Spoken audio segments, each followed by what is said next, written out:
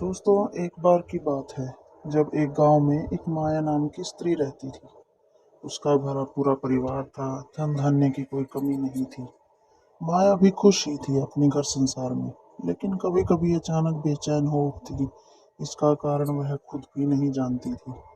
पति हमेशा उससे पूछता कि उसे क्या परेशानी है, पर वह इस बात का कोई उत्तर न दे पाती। तीनों ही बच्चे बड़े हो गए थे, तीनों ही किशोरावस्था में थे।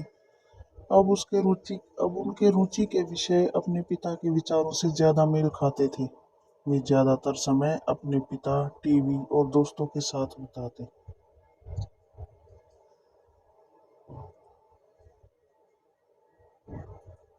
माया चाहती थी कि उसके तीनों बेटे उसके साथ कुछ समय बिताए, पर उनकी रुचियां अलग अलग थी। अब वे तीनों ही बच्चे नहीं रह गए थे। धीरे धीरे वे पुरुष बनते जा रहे थे। एक सुबह माया ने अपने पति से कहा, क्या मेरी खुशी के लिए आप कुछ करेंगे?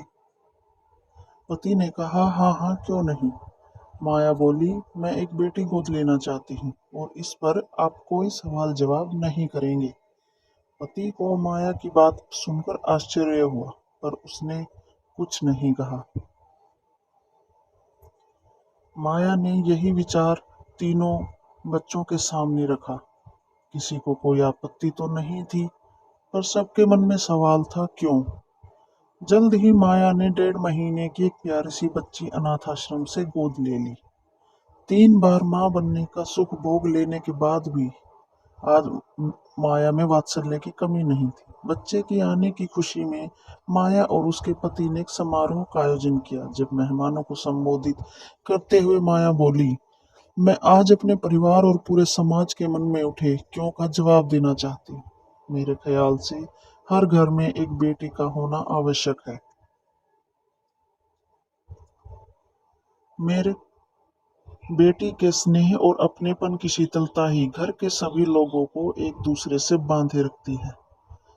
3 बेटे होने के बावजूद भी मैं संतुष्ट नहीं थी। मैं स्वयं की परछाई इनमें से किसी में नहीं ढूंढ पाती थी।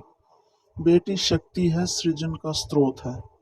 मुझे दुख ही नहीं, पीड़ा भी होती है जब मैं देखती हूँ कि किसी स्त्री ने अपने भ्रूण की हत्या बेटी होने के कारण कर दी।